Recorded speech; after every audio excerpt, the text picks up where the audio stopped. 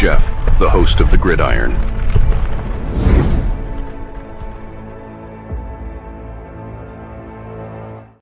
All right, welcome to the Gridiron, baby. If you can give this video a thumbs up or maybe share this video, that would be absolute freaking phenomenal.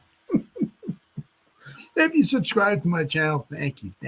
And now, please go down below, hit the subscribe button, hit that bell icon. That way, next time I go live, if I put a video out, you'll be notified. And it's free of charge. It's totally free of charge. What do you got to lose, right? But if you are subscribed to my channel, thank you. If you want to help support my channel out in the description box below, please like the very top link. Takes you to my membership page. I got 3 different membership levels. Each one has their own little perks to them. So once again, if you want to help support my channel out, it would mean so much to me, and I thank you in advance. And then finally, just underneath that, there's another link. It takes you to my Facebook group. It's called the New York Giants to Gridiron. It's my Facebook group. We have over 9,500 members in the group. It is doing simply marvelous, might I add. Basically, if I'm alive and breathing, and if I got internet access, I'm putting stuff in this group during there 365. It's called the New York Giants to Gridiron. It's my Facebook group. Please join it. You will not be dissatisfied. I promise. All right. Well, a few days away from the from the toilet bowl. I don't want to talk too much about it. I might just start vomiting profusely. So we'll just move along right here. One of the things I did see though, at I just saw it was on Facebook. There was a some videos and all that and everything. So, I don't know if it was, planned or whatever it was or something. But Winston was talking to Saquon, and Saquon said the Giants need a quarterback. And so you start obviously all everything starts exploding. Oh my God, Jameis Winston's talking about maybe coming. He'd love to come to the Giants and blah blah blah blah blah blah blah blah blah and all and everything. Now, I'll tell you what, I would be thrilled to death if the guy came here. Not so much. It's like, this is our quarterback. He's taking it. We're going to the Super Bowl, but no. I ain't no quarterback guru. Never have been, never will be. I don't sit down and watch film for 39 hours a day and don't watch it and all and everything. Just from following his career, right? The guy will throw you in a football game, and just that quickly he'll throw you out of a football game, right? But he'd be cheap. I'd take him 10 times to Tuesday over Drew Lock. I think that in the PFF, let me see here. There's somewhere. Is it here? Oop, that's not it. Maybe it's way back over here. Here we go. Free agents. Okay. Where are we at here? Okay, let's go quarterbacks here. Quarterbacks. All right. So now they only give you like a top, was it four or so, whatever. PFF. It's like out of the top 100. Your top 100. If I'd have to go into each guy, I'd guess individually or whatever. But out of the top, PFF's top 100 free agents. They got 4 quarterbacks listed in the top 100, right? So obviously, of course, we all know Sam Darnold is one, right? Now they're talking. I can't even talk. The Giants, they're projecting. That's all this is, right? PFF, 3 years, $41.25 million per year. So basically, after what Sam Darnold did, he's got 70. They're projecting 70 million guaranteed, 123 million, 123.75 million over 3 years. Now the Giants give him that. The Giants go from giving Daniel Jones 40 mil to Sam Darnold 41.25 mil. Just fold the team, sell it, sell it to somebody who lives in Czechoslovakia. Just get it out of the country. Just don't even bother being a football team anymore. Okay. We go from Daniel Jones to Sam Darnold, and you're giving each guy $40 million, and you know what's going to happen. You know what's going to happen. We're telling you. I mean, if you basically give away your entire salary cap that is, I mean, just sell the team. Okay. There's also Justin Fields, all right, who's not quite as polished or experienced, shall we say, as the former number 1 overall pick, Mr. Winston. They got Justin Fields of 1 year, $11 million. Obviously, the whole $11 million would be guaranteed, right? If Dable thinks Justin Fields can do it, bring him in. Once again, I don't, I'm not going to sit here, and I tell you what, I broke down the tape, Justin Fields. I mean, I sat there since he came out of the womb. Every throw he's made, I've sat there, diagnosed every throw, spent 9.5 years looking at each throw from all the. I don't do that. They ain't done that. They ain't never going to do that. Other people do that. That's why I listen to what they got to say, right? But I don't know what Dable's thinking. But Dable, I mean, if we're going to somewhere along maybe draft a quarterback and get a bridge quarterback, I mean, you don't know what Dable and Shane are thinking. You have no idea, right? If Dable thinks that Justin Fields can come on in here and keep the ship afloat, right? I mean, we're not going to a Super Bowl, all right? But keep us afloat for a year or whatever. If you don't know what are they going to do? They're like, well, we'll bring Fields in, all right. You let them know, we're probably going to draft somebody. So, you'll start, but you'll be good competition. And, if things start going south, we'll put the rookie, They said, you don't know what the Giants are thinking. They might be Shador, number 3, baby, or Cam Ward or something. Because we're going to talk a little bit down the road here, about the Myles Garrett effect. Ooh, what that might have to do with the Giants, right? But I mean, if they think they can bring Justin Fields, bring him in, baby. $11 million, heck yeah, sure, right? So we got that, and then of course, so we got Justin Fields, $11 million guaranteed, and then they got Russell Wilson. Absolutely, $35 million a year. No, $40 million guaranteed, 2 years, basically signing for 2 years, $70 million. $40 million guaranteed. No, I wouldn't do that. We're not in a win now mode. Now we're in, and we need a quarterback mode. And I mean, I don't know. I was not overly thrilled, just seeing the way he was, like especially some of his games, like against like in the playoffs and stuff. Is he like a system type of quarterback where he seemed to do really well with Seattle? I mean, he certainly had his moments, right? But then he went to Denver.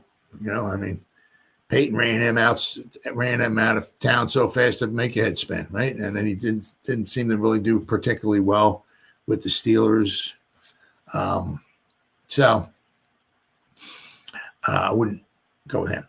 But then the fourth guy on the list, and obviously there's plenty of other guys. Drew Lock will be on this list, right? One of these lists, but they got the top 4 for PFF, right? The top 100 free agents. They have 4 quarterbacks. Quarterback number 4 is obviously Mr. Winston, and he is the PFF number 85. He's the 85th best available free agent. Okay. Now he's unsigned. Now what they got here for him, once again, this is just PFF. This is all, this is not written in stone. They have 2 years, $6.25 million a year, $7 million guaranteed. So a 2-year deal for $12.5 million, $7 million guaranteed. All day long, baby. All day freaking long. I'll take Jameis Winston. Once again, we're not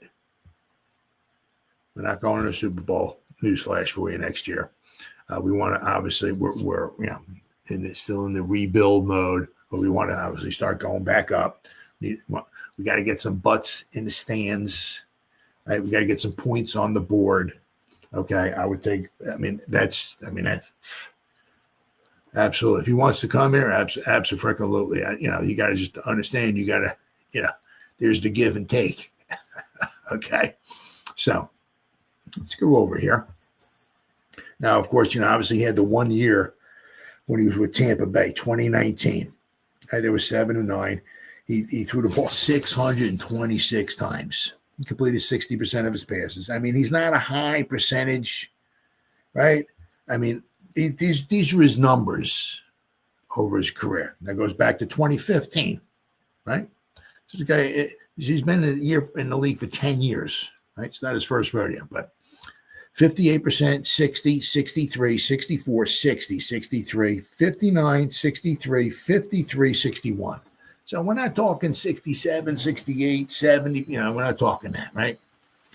But in 2019, he had 5,100 yards passing. That ain't easy to do. That was also the year he had 33 touchdown passes. But that was also the year he had 30 interceptions. It's kind of hard to throw 30 interceptions. I mean, that's, we had Daniel Jones out there. If he throws like one interception, he's crucified. People are putting the cross up there, hooking him up there, they're putting a nail and a hammer through the hands, and he's crucified after one interception. I mean, right? And we got Jameis Winston out there throwing 30 in a season. I mean, holy cow. Wow. But, there's no denying the guy can throw the ball, right? Let's see what we got here. So for his career, he started 154 touchdown passes, 111 interceptions. His interception rate is 3.5. I mean, usually you like to have it probably under 2. So he's darn near almost double the amount of interceptions now it's kind of tough because, I mean, he's only played like 1, 2, 3, 4, 5. The past 5 seasons, he's been very sporadic. In 2020, only played in 4 games. Didn't start any of them. 2021, he played in and started 7 with the Saints. He was 5-2. That year, he was very good. Obviously, he still had Drew Brees then, but he had 14 touchdowns, 3 interceptions. That was like his best interception percentage season, 1.9%. Then the next year in 2022, he played in 3 games, started 3, but he threw 4 touchdowns, threw 5 interceptions though. In 2023 with the Saints, he played in 7 games. Now they might have had a package here for him, a package there, bring him in or something. I mean, he didn't start in any of them. He played in 7. He threw 47 passes. He threw 2 touchdowns, but he threw 3 interceptions. This past season with Cleveland, he played in 12 games, started 7. He was 2-5, but Cleveland was not a very good team this year. Completed 61% of his passes, threw 13 touchdowns, but 12 interceptions. In 2018, 422 years ago. Yeah. In 2018, he threw 19 and 14 interceptions. The year before that, 2017, 19 and 11 interceptions. 2016, 28 touchdowns, but 18 interceptions. His rookie season, 22 touchdowns, 15 interceptions. Right? So, I would have I wouldn't have a problem at all bringing him in. $6 million a year. But you got to realize, you got to understand what you're getting. Right? What you're getting. I mean, you're getting somebody who is be here for, a year, maybe 2 years. Just let him, just let him know. I'm going to sign you for 2 years, right? Whatever, right? Give you guaranteed money, this, that, and the other thing. You're going to start this season probably somewhere along the line. We're probably going to maybe give you the hook. Put the rookie in there. Let the rookie, all right, and it'll be you, Tommy Chicken Cutlet Parmesan, and maybe Shedeur Sanders, right? And it might be the same thing the following year. You'll be our 3 quarterbacks, right? And after that season, he'll be gone, and we'll know a lot more about Shedeur. Right? We'll also know if Dable and Shane are still here or not. But Winston, let's see here. All right. Winston would absolutely take Saquon's advice and sign with the Giants. Perhaps Winston is going to take Saquon's advice to heart. Once again, and sign with the Giants. The Giants are going to have to want him as well, too. It always takes two to tango, let's not forget. After the quarterback asked Saquon on Monday at the Super Bowl media night who should sign him in free agency, the Eagles star and former Giant said, I think the Giants need a quarterback right now. And if the Giants were actually interested, Winston would be too. That was the Giants, absolutely. Would I really sign with the Giants? Absolutely, Winston told NJ.com. I want to keep playing and do what I do best. The Giants have a glaring quarterback after cutting Daniel Jones during the miserable 3-14 season, following which owners John Mara and Steve Tisch decided to keep head coach Brian Daboll and Joe Schoen. Currently holding the number 3 overall pick in the 2025 NFL Draft, the Giants could select someone like Shedeur Sanders or Cam Ward if either is available and pair them with a veteran. But we're also going to go, next portion of our program, we're going to go over a little something else as far as quarterbacks. So, but Jameson said, I have a ton of respect for Coach Brian Daboll, the things he does offensively, Winston told NJ.com. I think we have a young, he said, they have a young roster, but they have a young roster that's ready to win. They're ready to bounce back. I know they're hungry over there. I like that. I like the attitude, baby. The 31 years old already. Jesus, God, man, am I getting old. Man, the 31-year-old Winston, who is a Fox correspondent at Super Bowl 2025 after going viral several times during the 2024 season for his motivated speeches with the Browns, has always possessed a big arm but is a turnover machine. He started 7 games and made 12 appearances for Cleveland, which lost starter Deshaun Watson to his torn Achilles. He had 2,121 passing yards, 13 touchdowns, but 12 interceptions. So basically, he throw a touchdown pass, but he'll throw a pick, right? The number 1 overall pick by the Bucs in 2015, Winston started for Tampa Bay for 5 seasons, culminating with his 5,109-yard season. Right? That was the same season. He had the 33 touchdown passes and 30 interceptions in 2019. I mean, he then spent 4 years as a backup with the Saints. After dumping Jones, the Giants went with a combination of Tommy DeVito, Drew Lock, and Tim Boyle at the quarterback over the final 7 weeks. I mean, it was just, it was not pretty.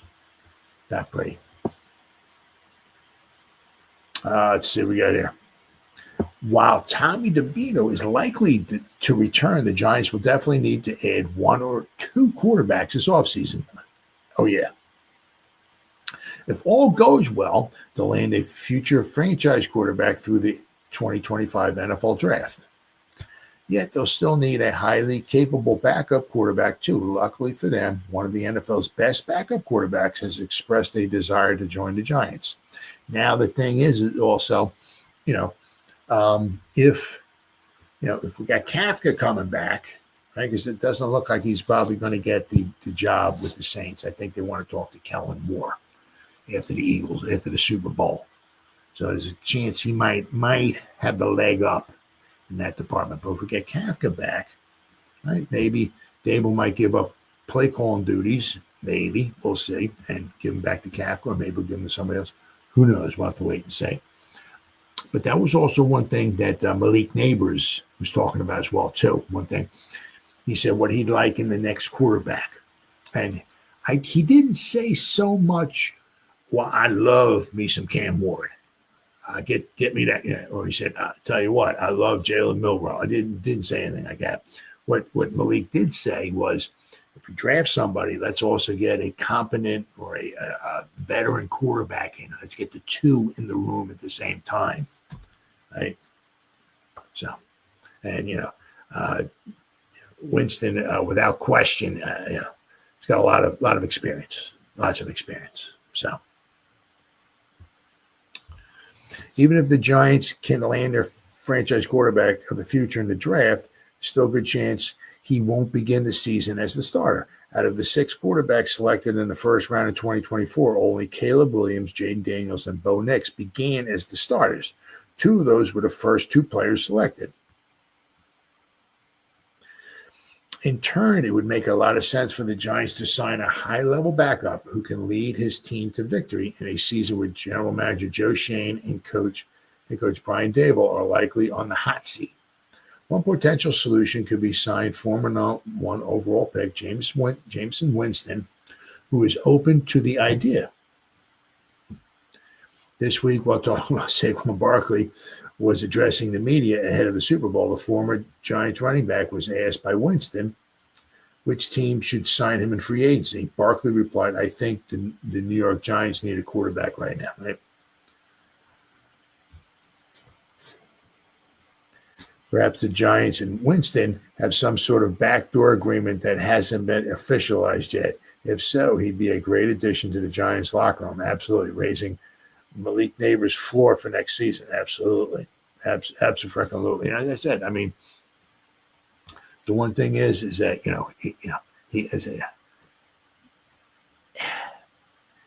he would bring a lot more excitement, I think, to the Giants offense. He's not, the future quarterback who's going to take the Giants to the Super Bowl, this, that, and other thing. But you need a competent quarterback who can throw the ball. But, I mean, what PFF is estimating, right? $6.25 million. Yeah. So when he throws a touchdown pass and then he throws an interception, you can't complain. It's you're not paying him $60 million. You're paying him $6 million, right? And you sign him for like 2 years, right? Give him, whatever guaranteed money or whatever. Sign him for 2 years, right? And just in case the Giants don't draft a quarterback this year, right? Should the Giants pass on drafting a quarterback this year? So they would still obviously need another quarterback, right? But if they had Winston, if they were to bring Winston in on the cheap, then instead of give you you can push a lot of his what you owe him into the next season, into the 2026 season, right? When we have a lot more salary cap money in the next season, a lot more. I like you a lot, right? Yeah. You can get, Winston, probably his cap hit might be like $3 million, maybe $4 million this season. And he would be your starting quarterback, right? Obviously, you would still need another quarterback because you can't go into the season, obviously, with 2, right? There are plenty of other guys out there. The Giants could certainly, if they're not too high, right, on one of these quarterbacks. They might look at this class, the 2025 class, and it's like, not too thrilled to death. Maybe, we can see Ward, Sanders, okay, but we're not taking him with pick number 3. So guess what? By the time, probably by the time round 2 rolls around, guess who's going to be off the board? Sanders and Ward, right? So that's going to leave you with, some of the other guys. But they might look at some of those other guys and it might be like, these guys are kind of like, might be backups at best. Maybe. I'm just saying, maybe, right? So, if you draft a quarterback in the 2nd or 3rd round, he can be maybe your backup quarterback for the future, right? If you don't plan on keeping Tommy Chicken Cutler Parmesan around forever, right? You need a backup quarterback. Maybe you can draft one in the earlier round, 2nd round, 3rd round. There's going to be quite a few of them out there, but it can be interesting to see how many get taken in the top, the 1st round. Right, but the Giants don't think there's a quarterback worthy of the number 3 overall pick. They might have to pass on him, right? And one thing you see a lot of, I tell you what, is that apparently, this class coming up here is supposed to be pretty good. It's supposed to be a heck of a lot better than the class we got, right now. Where are we at here? Now, wait. Is this it? Now, this is, what is this? This is NFL mock draft database. Now, there's so many of them out there. But they got, let's see here. According to them, this is the draft database for next season. Right? It is amazing. I mean, if you want to know who the Giants are going to draft in the 2099 draft, just type in 2099 NFL draft, and there'll be mock drafts for that, and you can see who the Giants are. I mean, it is unbelievable, But in the draft next season, there's a bunch of them these out there, but this one here, I said, is the NFL mock draft database. They have 1, 2, 3, 4, 5, 6, 7, 8, 9. They have 10 quarterbacks in the top 50. Meaning, like the same thing, like with how like PFF, they have their top like 100 or whatever, ranked, right? As far as is one, it doesn't matter, 1 to 100. So in that one, the mock, they have all those quarterbacks ranked in the top 50. PFF this season here has 2 quarterbacks ranked in the top 50. That's it. Let me see where we at here. That's it. Okay, here we go. All right, Cam Ward, I think, is number 17. Yeah. He's the first quarterback that they have, PFF. They got, where are we at here? 2025 NFL Draft Profile, PFF's top 200 draft prospects. So number 1 is Hunter. Then they got Carter, number 2. Right? Then they got McMillan, the wide receiver. Imagine pairing him with Malik. Whew. You got Wandale, because then the thing is you have McMillan, you got Malik, and you got Jameis throwing the ball to him. Anyway, and they got Graham at 4, who I would like to see him pick. I mean, put him next to Sexy. Wow, that would be nice. But the first quarterback that PFF has for this season, right, is at number 17, Cam Ward. Cam. All right, then I said the next quarterback they got is obviously Shedeur Sanders, but he is ranked number 42. He doesn't even have a first-round grade. I mean, according to number 42. Let's see. Then we got, So in the top 50, all right, just PFF. That's all I'm going by. Right, PFF, top 50 college prospects, obviously, coming out in the draft. Top 50. They got 2 quarterbacks. This other one here, this mock NFL mock draft database, they have, 10? 1, 2, 3, 4, 5, 6, 7. They got 10 quarterbacks in the top 50. They got Nelson from, now I don't know if these guys are any particular order or not. That I don't know. But they got Nelson from UTEP, Sellers from South Carolina, of course, Manning, right, from Texas, Drew Allar from Penn State, Jackson Arnold from Auburn, Moss from Louisville, Carson Beck from Miami. So they might have back-to-back studs coming out. The U, right? Weigman from Houston, Jalen Daniels from Kansas, and Nico, I'm not sure how to pronounce his name, from Tennessee, right?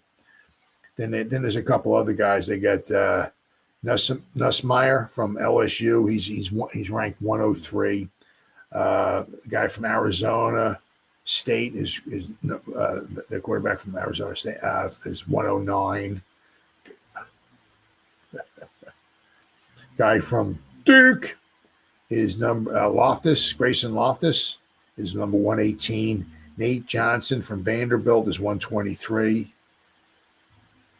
Yeah, they got a guy from Alabama, another guy from Arkansas State. So they got 1, 2, 3, 4, 5, 6, 7. They got 17 quarterbacks in the top 200 for next year's draft anyway. Right. Meanwhile, let's see here.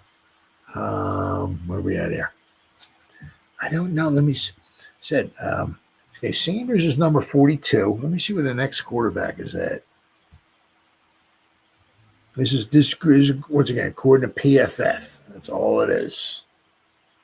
Okay, Dylan Gabriel from Oregon is 72.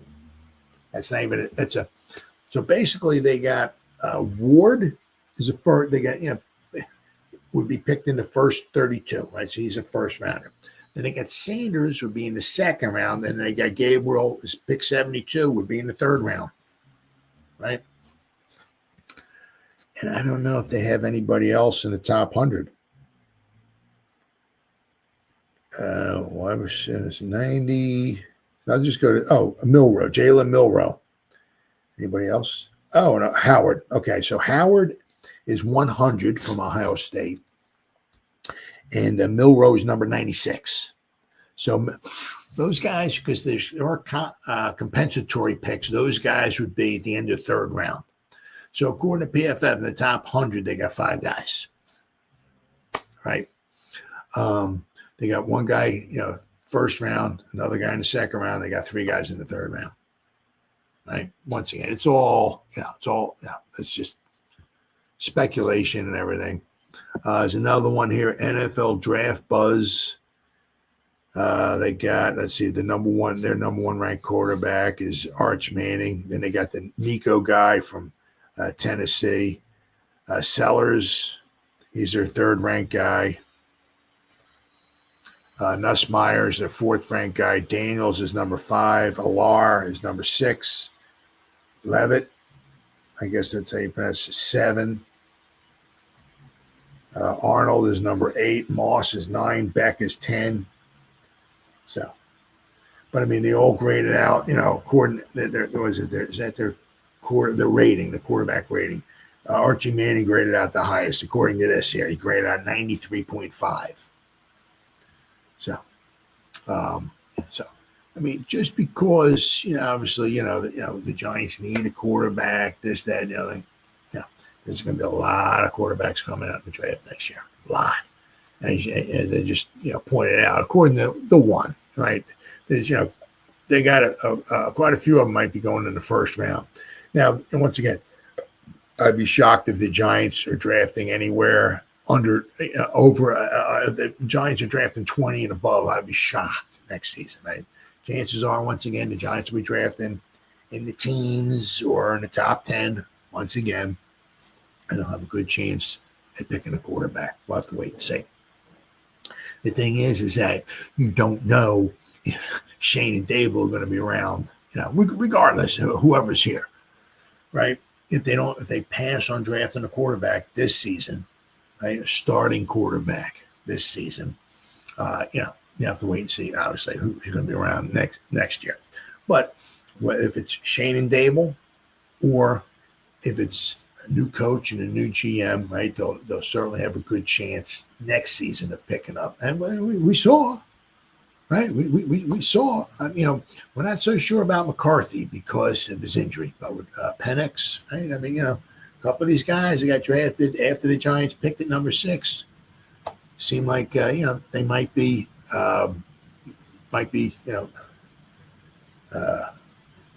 Knicks, right? Right, Penix, right? I mean, so it seemed like some of these guys might be pretty good. I said we'll have to wait and see what McCarthy does. Well,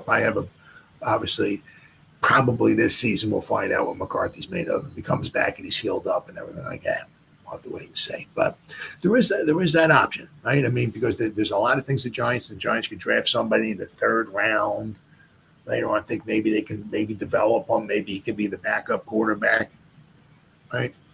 But I said, if you bring Jameis Winston in here, right, he's only been around for 10 years, only 31. The guy can still play football. He can still throw the football. It's just you got to realize that, we're not going to the Super Bowl. And we're not, it wouldn't be his fault, right? But, but if you're only paying a guy like $6-7 million a season, I mean, right, you can't expect too much, right? So you don't really hope that hope that they're doing what's best for the team, meaning Shane and Dable, because it's like, they're like, well, you're Sanders and Ward, neither one's worthy of a number 3 pick. Shane's always said, I'm always trying to do what's best for the team, right? What's best for the organization, right? So does he stay true to his word and say that he's not worth the number 3 pick? Got to pass on him. We'll grab somebody later on. But there is not a starting quarterback there who's worthy of the number 3 overall pick. And we got to pass. We're doing what's best for the organization, right? Or they're like, yo, our jobs are on the line here. If we don't get ourselves a quarterback, so we got to draft the quarterback. I don't care. I don't care who's there. I don't care if the guy's blind. We're taking somebody at number 3. Our job is on the line, so we're taking a quarter. You know what I mean? So we'll have to wait and see. Then I see this. Interesting. Even Evan Neal could be on the move. Evan Neal. Well, I saw an article here that you're not exactly sure. You always see these articles and everything, but I tell you, I can promise you one thing. I absolutely promise you one thing. Like what the Eagles. I mean, I can almost see the Eagles picking them up, and I'll tell you what. I would be absolutely shocked, right? If if the Eagles didn't pick them up or something, or if they needed some help, right? But I can almost guarantee you, right? If he goes someplace else, they'll probably move him into guard, and he'll probably do very, very well, especially if he has good coaching. Now, if you take like what Mekhi Becton did, right? He was at the Jets, did not do very well, and he got injured, right? He goes to the Eagles, he stays healthy. The Eagles just stay healthy. They don't get injured, right? They're very lucky. But they move him into guard. He has good coaching, and he has a fantastic season, right? He's a big guy, big, strong guy. He's not an NFL tackle, not an NFL quality tackle. Got to move him inside. That's what the Eagles did, right? Had a fantastic season, and now the dude's in the freaking Super Bowl. He's probably going to want to win the Super Bowl, right? So, same thing. I can almost guarantee you, if Evan Neal was on the move, right? If the team has good coaching, right? They can almost guarantee they'll move him inside, put him in his guard, and just like so many other giant offensive linemen that leave here, go on to have a very good year or two or whatever it is the next season. I almost guarantee you that the Giants will let Evan Neal go. That would be the number 7 overall pick, and you don't even want to keep him. Where we at here? Is this? Here we go. Here we are. All right. Unexpected suitors could give Giants a way out of the Evan Neal experiment. Evan Neal could be on the move. Well, I said, the Giants, the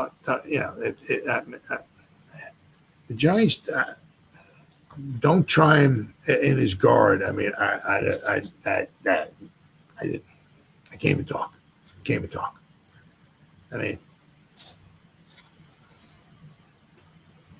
Unless he's just specifically saying, I'm not playing guard. I'm not. If he's specifically saying something like that, or whatever, I'm not. Nope, not happening. Okay, then maybe you move him or whatever or something. But then there's going to be people out there, going to say, "Oh, we'll sign you," but you're playing guard. So he may not have any but choice. But I'm saying if he's just straight out saying, "Nope, not playing guard. I'm a tackle. Make me a tackle," so that I can maybe see that. But sometimes things like this, you don't know what's going on behind the scenes.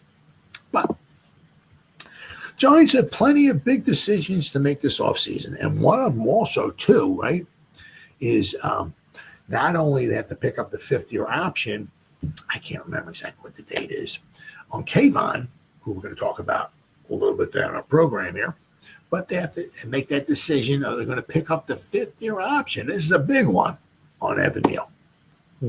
Right? So They have to, because they have to make that decision before the start of their fourth year, right? Which would be this season right here. So I can't remember. It's like like in July or June or exactly. But they have to make a decision if they're picking up his fifth-year option or not. That's going to be a big one, right? The former number 7 overall pick in 2022 has struggled to establish himself as a reliable starter. Now, he had a fantastic year this year, right? Run blocking. Fantastic. I mean, he was just bulldozing guys, right? I mean, he did very well. He was the best run blocking offensive lineman the Giants had this season. Pass blocking, not so much, right? But I mean, if he can't cope with like the probably almost the most freakish athletes on the, I don't want to say on the face of the earth, but maybe on the face of the earth, right? The guys, the tall guys, the long arms. I mean, strong. They can, the 5 Ds of dodgeball. They can dodge, dive, dip, duck, and dodge. The 5 Ds of dodgeball. I mean, the way those guys can move, freakish athletes. It's not easy coping with guys like that. But you don't have to cope with guys like that for the most part, right? And when you're in a guard, right? You're a guard, you're across from a 3 technique, right? Sexy Dexy ain't fucking, excuse me, this part of my language. He ain't dodging, diving, ducking, dipping, dodging. He ain't doing that. It's mano a mano, baby. Man on man, right? So, if they don't chime inside, I don't know. But let's see. And now, surprisingly, multiple teams, including the Rams, Houston Texans, and even the Eagles, are being linked as potential landing spots. And absolutely,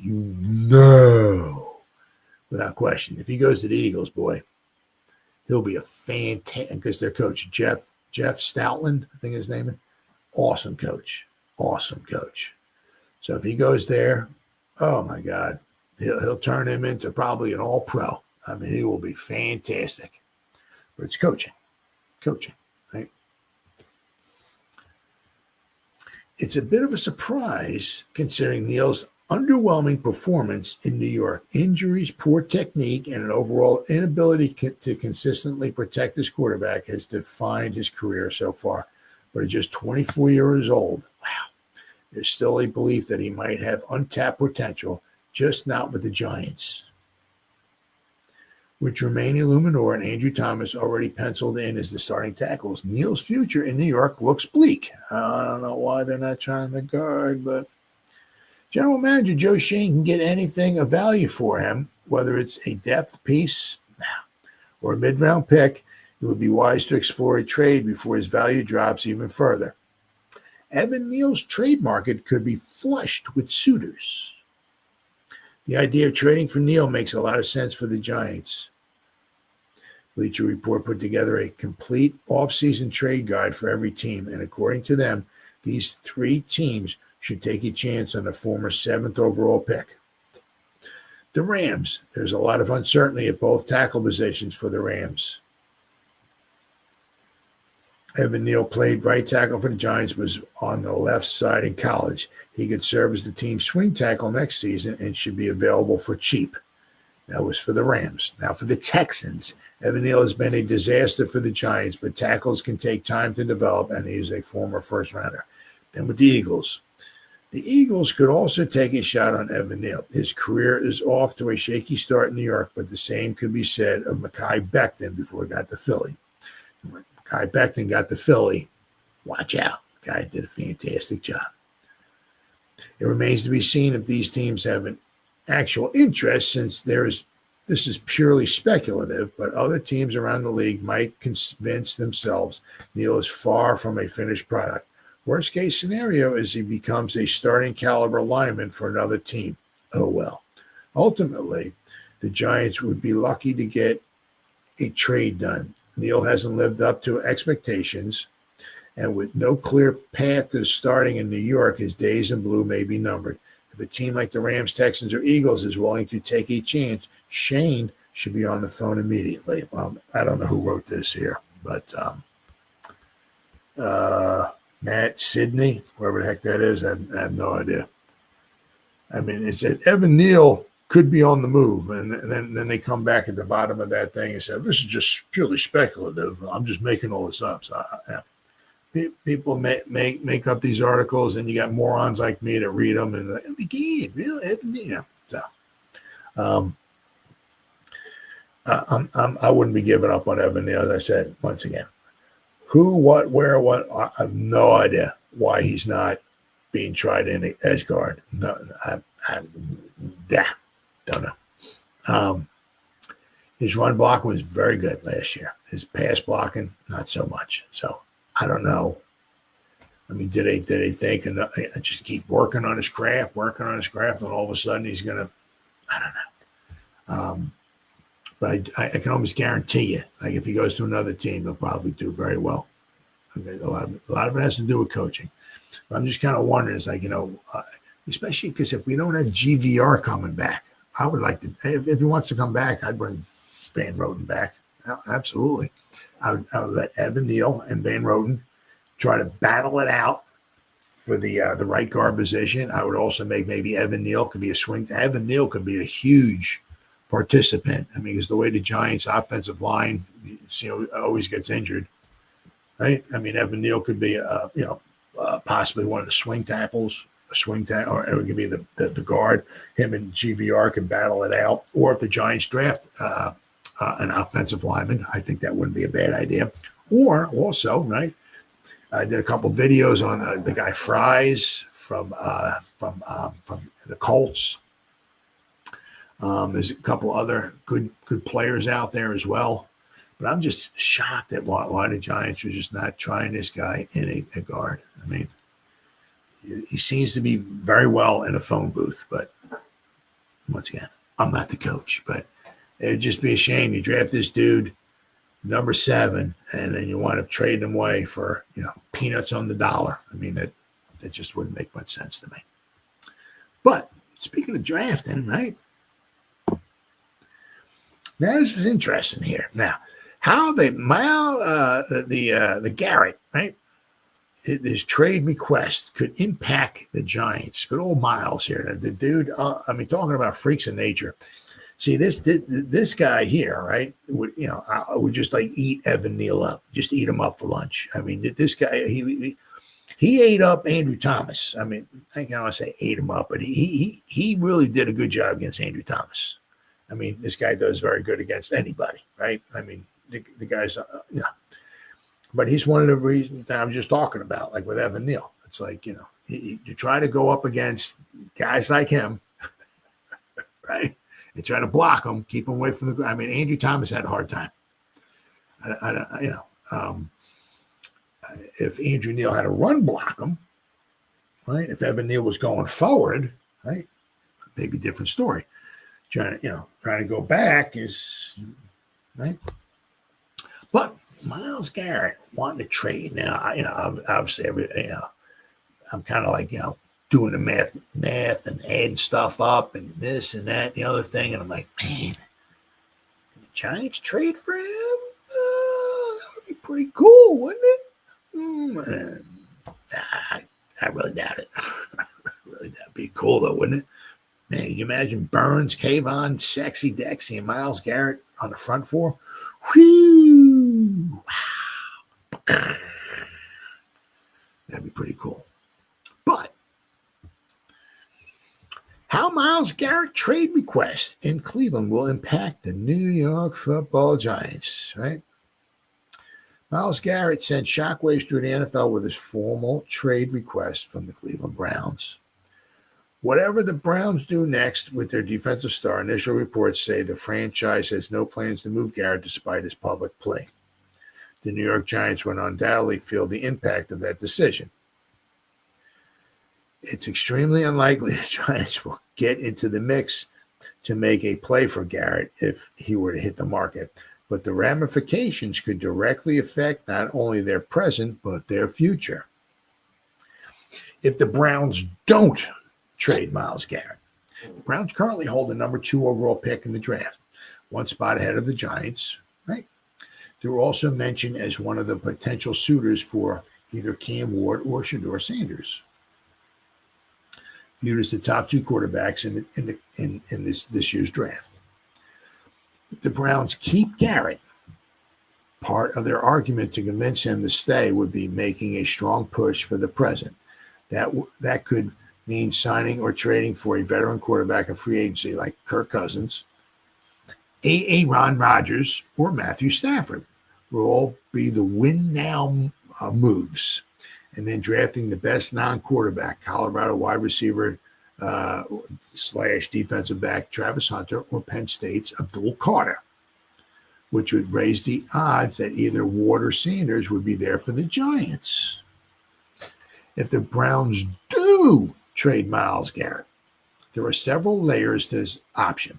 If Garrett is dealt, the Browns could just draft either Ward or Sanders with a reset toward the future. It's also possible they take a longer-term view at the position, which open up possibilities at number 2. Now, obviously, one of them would be to draft Carter. I mean, okay, we'll let Garrett go, but we'll bring in Carter. Right? One of these non-quarterbacks is Carter or Hunter could be in play. Now, one of them is going to be in play guaranteed because the Titans can't take 2 of them, right? The Titans, the one guy, I can't remember, it wasn't their GM, whoever it was, player personnel, whatever it was, said, we're not going to pass up on a generational talent, right? And it's, unless he's blowing smoke out there, smoke screens or whatever it is, right? He said, we don't want to pass on a generational talent. Well, that's not Sanders or Ward. That's not happening. We're not talking, Peyton Manning or John Elway or somebody. We're talking Shedeur Sanders and Cam Ward. I mean, they're not generational talents, okay? So if they're looking at a generational talent, they might be talking about maybe Hunter, right? But I mean, if you're the Browns, if you're not enamored with one of these quarterbacks, either Hunter or Carter is going to be there, guaranteed, right, without question. Then let's say the Giants would have to decide if they will send assets to Cleveland to swap spots, especially if they are concerned another team might trade up for a quarterback they may have in their sights. The Raiders could be one of those potential suitors. The other aspect of this is if the Browns dealt Garrett, where does he go? Potential landing spot, given their salary cap room, is the Washington Commanders, who just made their first NFC title game since 1992, with Jaden Daniels leading the way. The last thing the Giants would need is Garrett joining one of the NFC East rivals they are chasing. Oh, yeah. Garrett, the reigning NFL Defensive Player of the Year, has 2 years remaining on his record-breaking 5-year, $125 million extension he signed in 2020. I mean, which looks like a bargain right now. $25 million a year for him? Oh, yeah, that's a bargain. As a kid dreaming of the NFL, all I focused on was the ultimate goal of winning a Super Bowl. And that goal fuels me today more than ever, Garrett, 29, said in a statement. My love for the community of Northeast Ohio and the incredible fan base of the Browns has made this one of the toughest decisions of my life. These past 8 years have shaped me into the man that I am today. While I love calling the city my home, my desire to win and compete on the biggest stages won't allow me to be that complacent. The goal was never to go from Cleveland to Canton. It has always been to compete for and win a Super Bowl. With that in mind, I have requested to be traded from the Cleveland Browns. So, let's see. So, yeah, interesting to see. Very, very interesting. Because if they, you're not sure, are the Browns enamored, with one of these quarterbacks? You have no idea.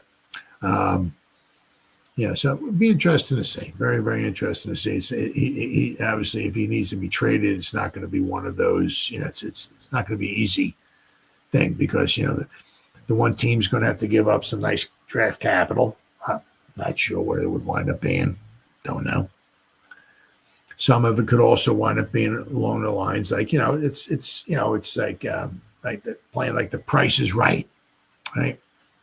somebody calls up the Browns and says, "Hey, we're interested in Myles Garrett." Oh, okay, all right, and then the game begins. Let the Price is Right begin, right?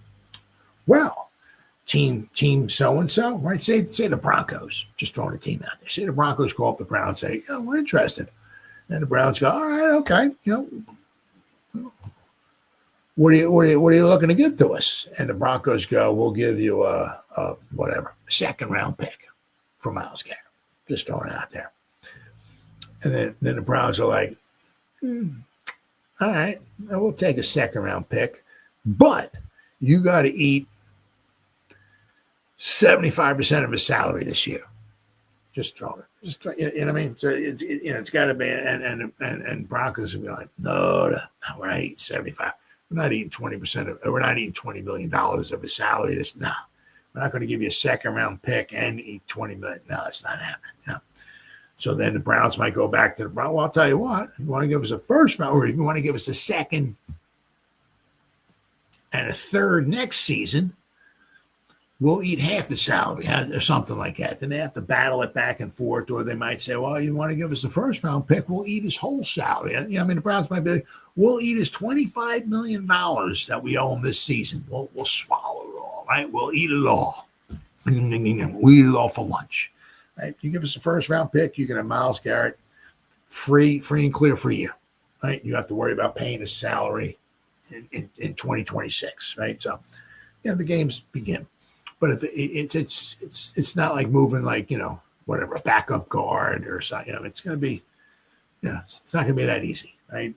So we'll have to wait and see. But if if he were to move, right, that might possibly, have the Browns, if Carter's there, right, possibly maybe take him, right? Well, they might take him. They might take him anyway. Period. You don't know. Maybe he's the second best player in his draft, right? If the Titans take Hunter, right? Why wouldn't the Browns maybe take Carter? As long as you're not enamored with one of these other quarterbacks, because I just the Deshaun Watson, that's like one of the worst moves an NFL team has ever made. Getting a guy in there, trading for him or whatever it was, get him in free, but completely guaranteeing his whole contract is wow. So horrible move for the Browns. I'm sure they're looking to get on from the Deshaun Watson experiment, right? And they're looking to get themselves a quarterback, right? Now, also too, I mean, with the Browns, they could certainly go after one of these high-priced, maybe free agents. I don't know if Aaron Rodgers is going to be available, right? Some of these other guys out there, to maybe trade for Matthew Stafford or something like that. But I mean, if they were to get rid of Garrett, right, it'd certainly free up some money for him. So we'll have to wait and see. But that possibility of moving Garrett might have some ripple effects on what the New York Giants are thinking about doing in this draft. Be very, very interested to see. All right, what do we got here next? All right, here we go. Oh, yeah. Speaking about quarterbacks. Oh, yeah. Now, Eli deserves to, obviously. But when? Is he a first ballot Hall of Famer?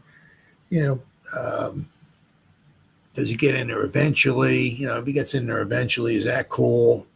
I'll have to wait and see. One thing I did see, which was very interesting. Somebody in one of the Facebook groups, they did something, and they went and they, with Eli here, how many Pro Bowlers did Eli play with in his career? Right, you go over his whole career. Right, how many different 2007, how many offensive players won on the Pro Bowl 2008, and yada, yada, yada. And I'll tell you what, he was not at the luxury of playing with a plethora, shall we say, of Pro Bowlers.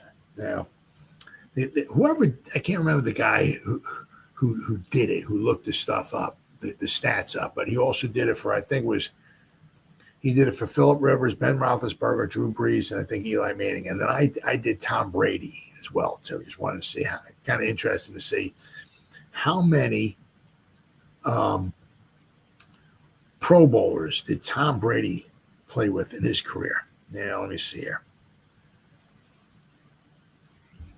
All right, here we go. Right here. Okay, here we go. Cool. All right. Now, so Big Ben, his career. All right. I gotta zoom this in here. Wow. Wide receiver 1, 2, 3, 4. Oh, yeah. Can I move this up a little bit? Yeah, we can. Okay, cool. Check marks are just so small. Okay, here we go. 2, 3, 4, 5, 6, 7, 8, 9, 10.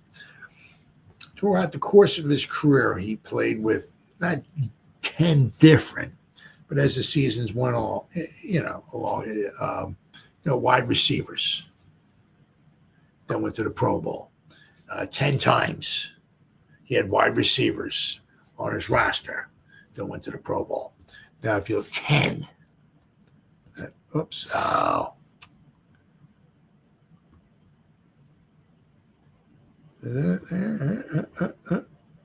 Nope. All right, try it again here.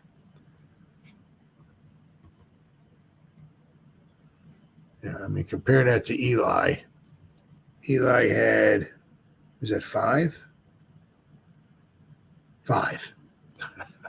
5. So Big Ben. Now, also to be fair, too, all right, one of the things, just to be straight up fair here, right? Obviously, right? If you're that good of a quarterback, you can make players around you better, right? Without question. Especially, wide receivers, if you can throw them open or what, if you're a good quarterback, you can, get your guys if they're decent, get them a lot of receptions and all that. There's no doubt about that. One thing I kind of like shake, man, is offensive linemen. Are you making offensive linemen better? I don't know. Maybe you can make them a little bit better as far as, hey, we're good. We need to give our all or whatever. Maybe a little bit, but I'm not too convinced about maybe offensive linemen. Look here. Not look here. You got to take my word for it, right? That was ridiculous. Absolutely ridiculous. Eli Manning had 1, 2, 3, 4. He had 7 offensive linemen. 1, 2, 3, 4, 7 offensive linemen. At different times, it went to the Pro Bowl throughout the course of his career. I was even a little shocked about that, but 7. That's all he had, of course, of his career. Ben Roethlisberger had, actually Drew Brees even had even more than this, but we're going to start with Big Ben. Offensive line. Let me get this up here. I said Eli had 7. Big Ben had 1, 2, 3, 4, 5, 6, 7, 8, 9, 10, 11, 12, 13, 14, 15, 16, 17, 18, 19, 20, 21. He had 22 offensive linemen, Pro Bowlers. He had 3 times the amount of Pro Bowl offensive linemen that Eli had. 22. 10 wide receivers, running back. Now, obviously, the running back, a lot of it is probably it could be like early on. Obviously, it might have been Jerome Bettis, maybe his last season or so, or whatever. But 1, 2, 3, 4, 5, 6, 7. He had 8, right? 8. So 18, 20. Big Ben had 42 different players. 42 go to the Pro Bowl on offense on his team when he was the quarterback of the Steelers. 42. right? Eli had nowhere near that. Eli had Big Ben at 42. Eli had Tom Brady, I think I counted. Tom Brady had like 24, I think it was. So, but that's even more than Eli had. Eli had 5 wide receivers were Pro Bowlers, 3 running backs, 2 tight ends. So he said that's 10, and he had 17. Yeah, and he had 7 offensive linemen. Eli Manning had 5 wide receivers go to a Pro Bowl. According to this guy, this is all I'm going by.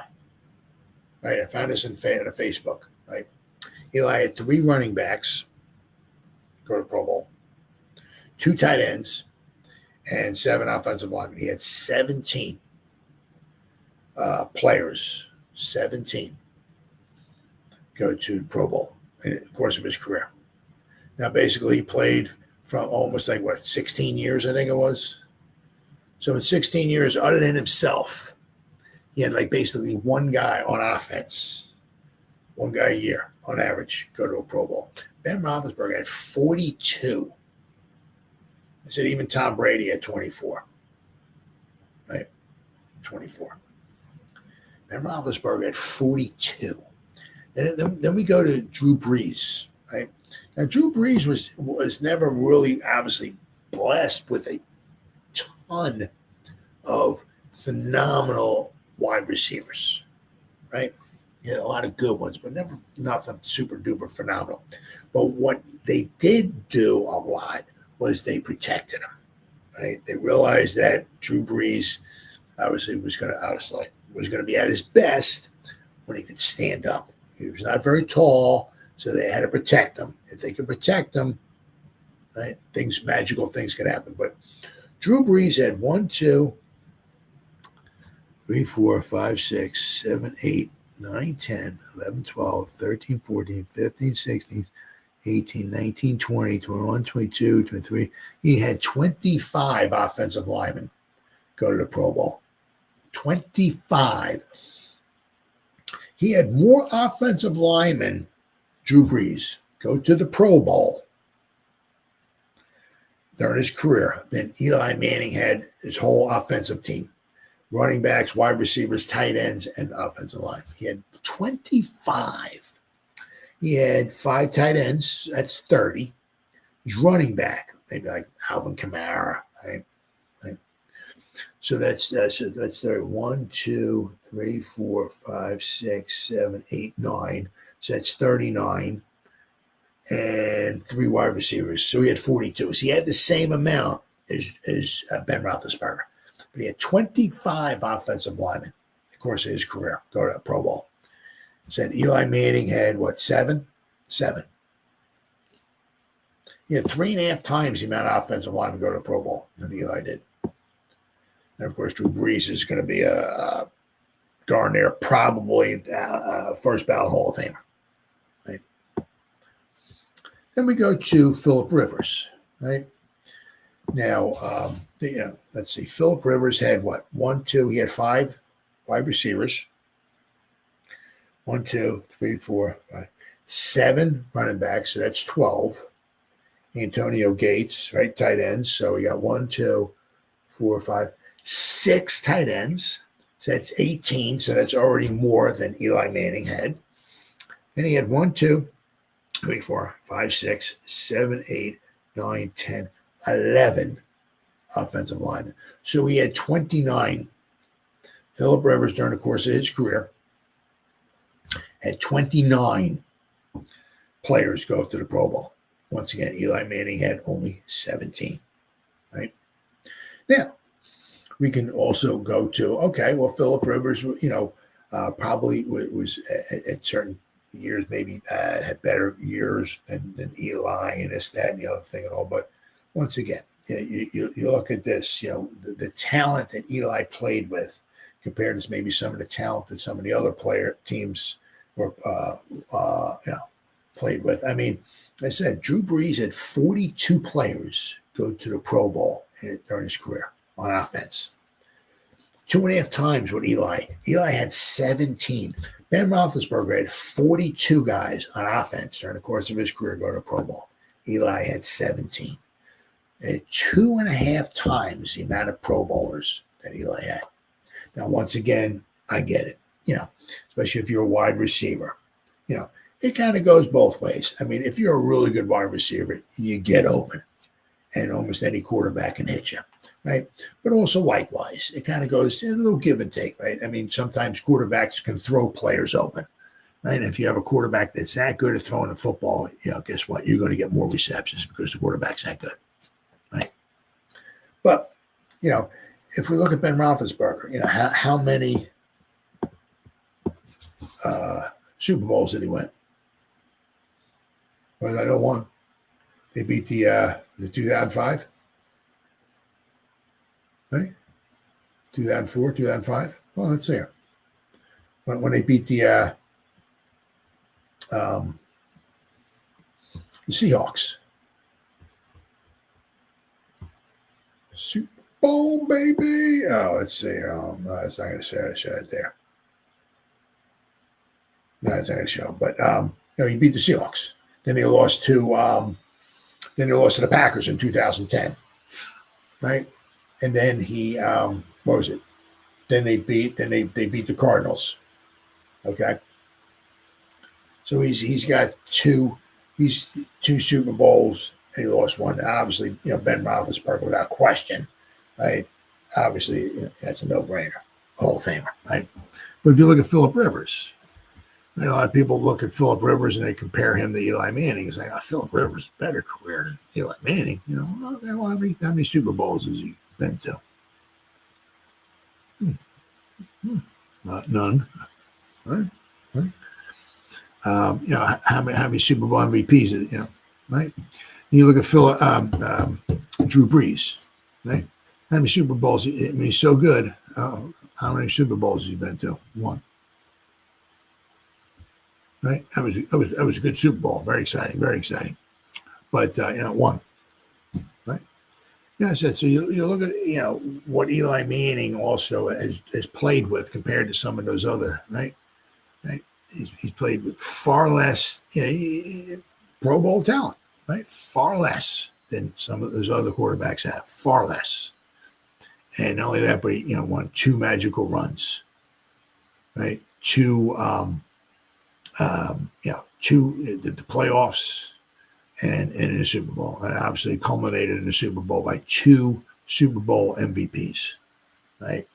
So I mean, you can look, at certain things and all, but to me, this would obviously, to me, right, and it doesn't necessarily mean,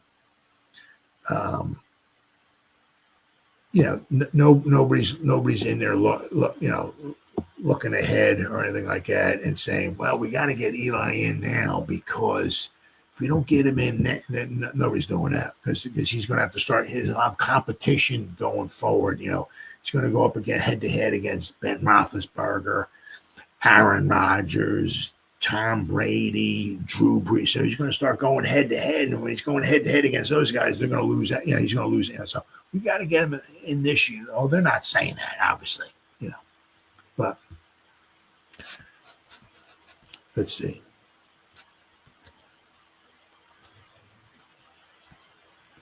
Yeah, I mean, I saw a couple of ads. Let's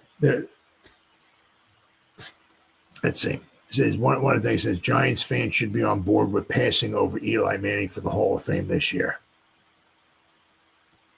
Well. There are other guys obviously out there that have, who have better, overall stats, more Pro Bowls, all pros, right? Eli's never been an all pro. They're getting their eligibility deserves, like Richmond Webb, Steve Wisniewski, 8-time Pro Bowler. They're also talking about Ricky Waters. Right? I don't see him as that, but he was a 5-time Pro Bowler. He just, certain guys, just have a lot of, lot of credentials to him, right? There's a lot of guys. Yeah, obviously, there's 17 semifinalists who belong in Canton before Eli, right? They talk about Antonio Gates, who is an 8-time Pro Bowler. Luke Kuechly, 7-time Pro Bowler, 5-time All-Pro, right?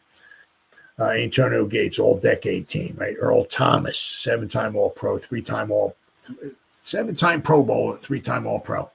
Marshall Yonda, 8-time Pro Bowler, 2-time All-Pro, All-Decade Team. Torrey Holt, All-Decade Team. Jared Allen, Terrell Suggs, Reggie Wayne. So there are guys, but once again, right?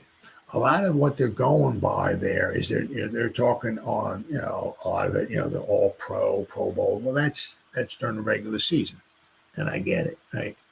A lot of, there was none of those guys, went into the because the thing is, we're talking here, right? There's no other quarterback. Eli's the only quarterback. This would be a perfect time for him to get in. There was no player on that list who said, two times too, right? We got 3 playoff games, right? Then the Super Bowl, right? Tampa Bay, Dallas, Packers, Patriots. Atlanta, Packers, 49ers, Patriots, right? So 3 games in the Super Bowl. There's nobody on that list anywhere. Nobody, right? After the season was over with, had 3 playoff games and a Super Bowl, said, guys, get on my back. We're going to win the next 4 games. It's all on me. Ain't nobody could do it. Nobody. I don't care how many All-Pro, Marshall, I don't give a rat's rear end. Don't care. Right? When all the chips were in the middle of the table, Eli Manning delivered. Right? He went on those 2 magical runs. There's nobody there. I don't care. I don't care who they are. Reggie Wayne. No, don't care. They could triple team Reggie Wayne and take him out of the game. Right? So a lot of great players. They all deserve. Antonio Gates, right? Nobody could put the team on their back like Eli Manning did 2 times, win 3 playoff games, and beat the Patriots and Tom Brady in the Super Bowl. So if Eli Manning's going to go into the Hall of Fame, this would be an absolutely perfect time for him to get in there, without question. All right, here we got here. This is a good one here. Got this one next.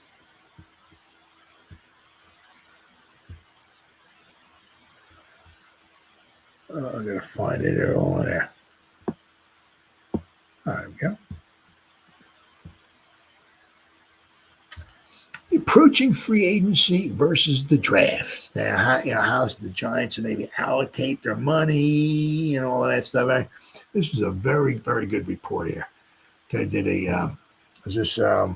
Anthony Del Genio did a very, very good job, very, very thorough job. How can the Giants avoid a disaster in 2024? This is a very, very good report. Very, very, very, very thorough. Very good job. Depending upon whom you listen to, the Giants are either only a few players away from contending or at the start of a complete rebuild. The truth is probably somewhere in between, but no one knows right now. You can credibly disagree with me if at this time in 2022 you predicted that the Giants would get to the divisional round of the playoffs, or if you predicted at this time in 2024 that Washington would reach the NFL championship game or NFC championship game. Whatever any one of us thinks, the Giants need to improve at a number of positions through a mixture of free agent signings, draft picks, and maybe the occasional trade.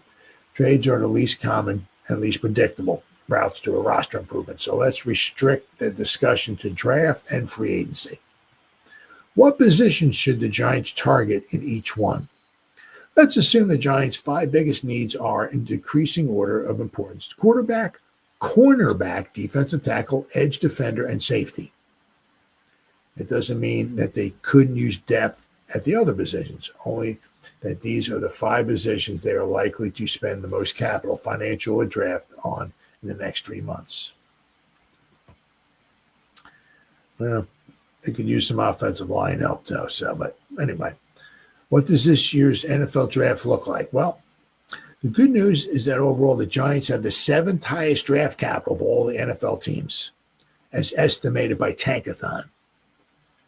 The Giants' value of all they're only got 8 draft picks, but their value is their 7th highest. Now the Browns have the number 1 overall, but the Giants only have 8 picks, which is good. It's got 8 picks. But the Browns have like 1, 2, 3, 4, 5, 6, 7, 8, 9, 10, 11. The Browns got 12 picks. They have 50% more picks than the Giants, though. Jacksonville's got, like 10. The Raiders have like 10. The Titans have a high value. The Patriots, sorry, buddy. Sorry, pal. Patriots have quite a few. The 49ers got a lot of picks.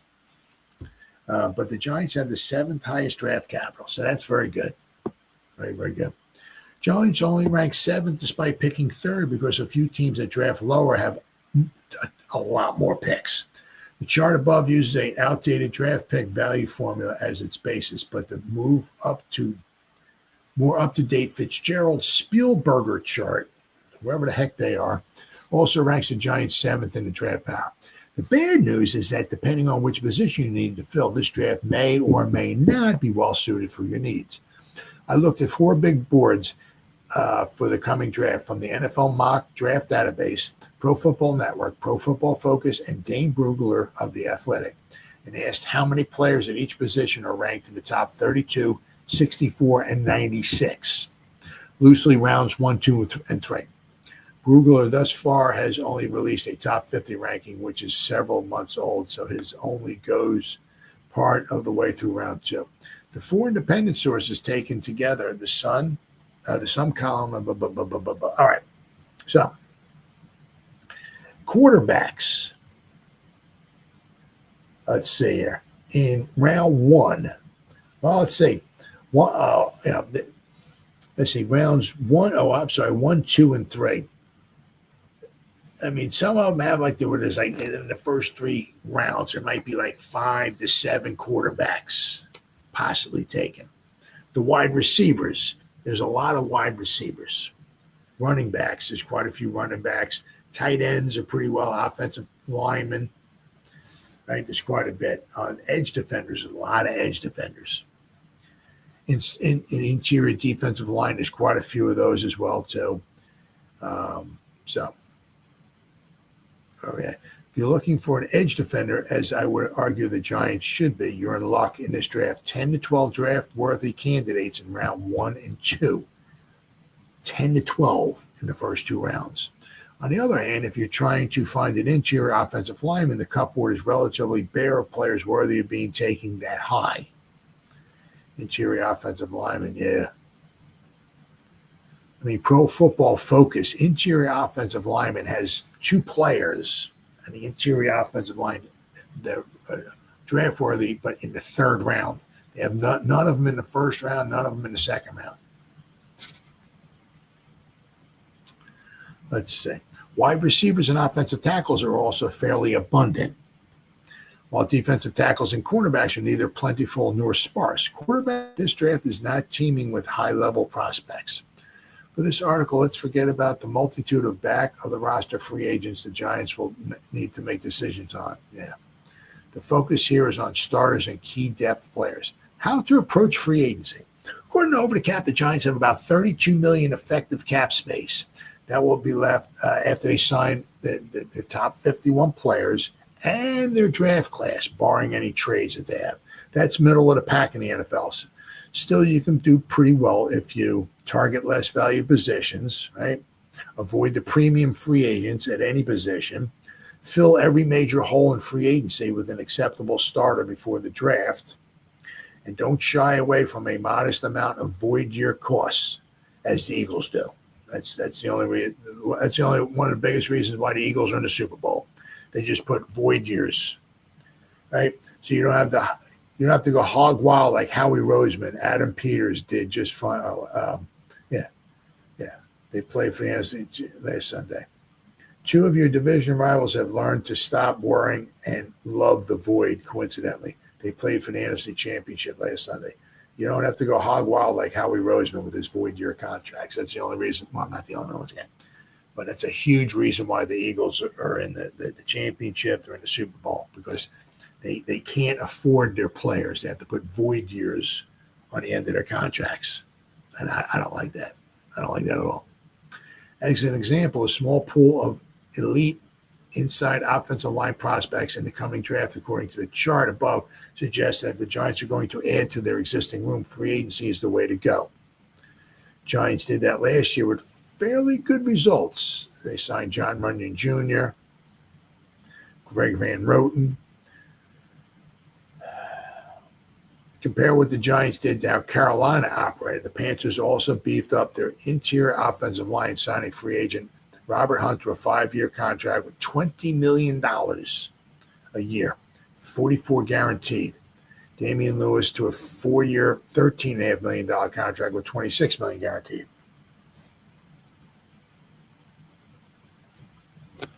Let's see here. Yeah, so I mean, what the point out here is that you can spend a lot of money and obviously get a good return, but I mean the Giants, they spent $13 million between Runyon and Van Roten, and they got I mean John Runyon could have done a little bit better, but he also had a separated shoulder as well too. So I mean the thing is that Runyon will be back next year, and if I were Joe Shane, I'd bring back Van Roten for one more year. He was the team's Iron Man, playing all 1,121 offensive snaps, more than 100 more than any other player on either side of the ball, and filling in at center when John Michael Schmitz was injured. If not, then signing a free agent guard at a modest cost is the best move. I would, however, also look to draft a guard on day 3, particularly one who run blocks well, develop while the two veterans are still Giants. Also, maybe finally the Giants will move Evan Neal to guard to try to salvage his career. Neal played guard his first year at Alabama, and the Eagles successfully moved Mekhi Becton, who is just as tall as Neal, one of the excuses people make about why he can't play guard, inside last season. Speaking of center, if you think John Michael Schmitz should have a short leash in year 3 before the Giants move on, it doesn't look like a great year for them in the draft. None ranked in the top 64. So this year in the draft, center is a little thin. Quarterback is pretty simple. The Giants have to sign a bridge quarterback who can start in 2025, but that doesn't cost too much. Let's see. The opposite of the inside offensive line example discussed above is the edge defender position. You don't want to shop at the high end in free agency for one, because the best command big contracts, and there will be many good options in round 1 and 2 of the draft. If Shane brings Azeez Ojulari back on an inexpensive contract, you could argue that there isn't a need, but that's exactly the situation in which you can and should go best player available in the draft and deepen a key position in the process. Yep.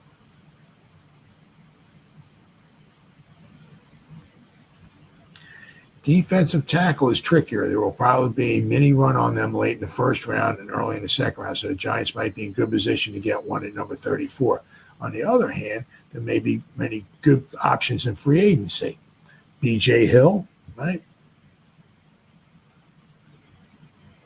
A lot depends upon how the quarterback situation plays out. If they are shut out of Cam Ward and Shedeur Sanders, then pick 34 or trade up from 34 has to be an option, a quarterback for the Giants. In that case, obviously, Abdul Carter at number 3 makes perfect sense. If they get Ward or Sanders, then number 34 could either be an edge defender or defensive tackle. Having a starting caliber free agent defensive tackle already in the fold would allow Shane to take the best player available in that spot. And they talk about the secondary. That's a difficult case. He said the table above shows that good safety prospects are rare in this draft. Cornerback is more plentiful commodity on days 1 and 2 of the draft, but everybody wants a shutdown corner, and going that route with the round 2 pick would eliminate one of the quarterback and edge rushers until round 3. Yep. Then he says, I haven't mentioned offensive tackle, running back, tight end, off-ball linebacker. I don't see the Giants drafting any of the last three of those positions until day 3. Offensive tackle is interesting, though. Jermaine Illuminor was the Giants' low-key best free agent signing in 2024. He's not a Pro Bowler, but he's a perfectly good right tackle at the bargain price and has emerged as a team leader. Illuminor is the poster child for an effective approach to free agency. Shane should try to extend him. Yep.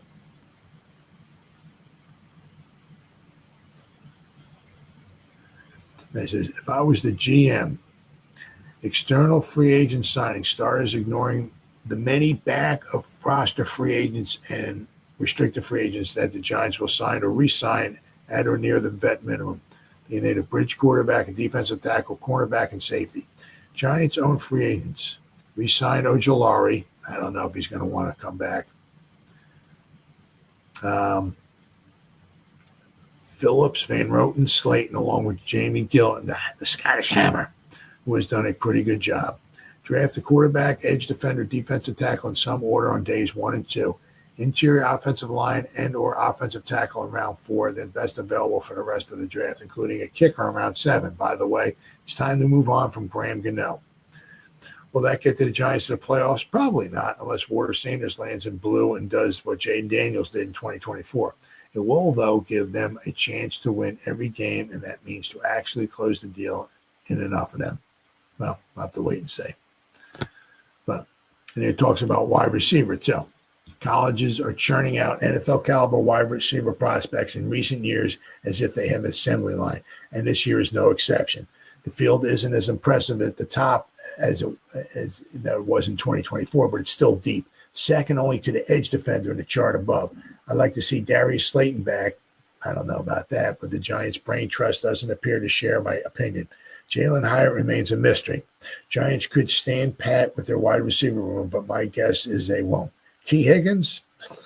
Sure, but it will cost an arm and a leg. Other options like Chris Godwin, coming off an ankle dislocation, might be attractive, but again, the cost might be high.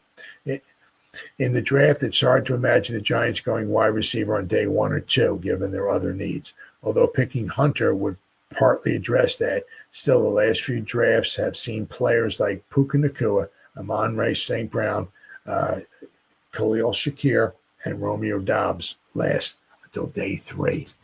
So there's a lot of, oh yeah.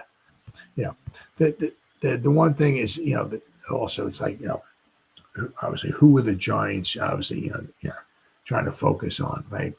You know, obviously trying to get an edge rusher, that's something early on. I mean, yeah, I mean, if you hit something later on, you know, you're really pretty lucky. I mean, you're going to wind up with like a Toman Fox or something like that. Somebody can get you some snaps, some downs, and all that, but you know, how much production are you really going to get? You know, so if you're trying to get, you know, an edge rusher, you want to do it early on, first or second round. Obviously, trying to get a defensive tackle next to Sexy Dexter would be huge. You know, obviously, as I said, once again, it all depends upon what the quarterbacks do. But I mean, there's certainly different ways about going about it. The one thing I just don't like, and I never liked it, right, is the free agency is before the draft. I don't like that. Don't like it at all. You do the draft, right? You take the best players available, right, or whatever, right? You throw them on your roster. Then you step back and you look. Okay, all right. So we got free agency starts in 3 weeks. All right. Let's see. Okay, we need this position. We need this position. We need. You know, you fill in your roster with the free agents, right? You got your roster, right? Maybe you sign a couple guys, you know, whatever. Maybe you bring Azeez Ojolari back. You bring this guy back. You fill in your roster, and maybe sign some of you guys before they hit free agency, right? Then you got the draft, and now you got your team. Okay, we got free agency coming up. Let's fill in our roster with the free agents. I mean, it's like you know, you're gonna right. You're gonna go out and sign a cornerback, right? In free agency, right? Well, what if a bona fide I'm saying they ain't gonna be shut down corner, but what if a really good cornerback is there in round 2 or round 3 or something like? Man, out of that corner, you're gonna draft him? Well, you just brought in a free. I never liked that. Never liked that. But we'll have to wait and see. So the Giants have some money to spend. Don't have a ton of money to spend, but they do have some. All right, next one. All right, here we go. My man, Kayvon.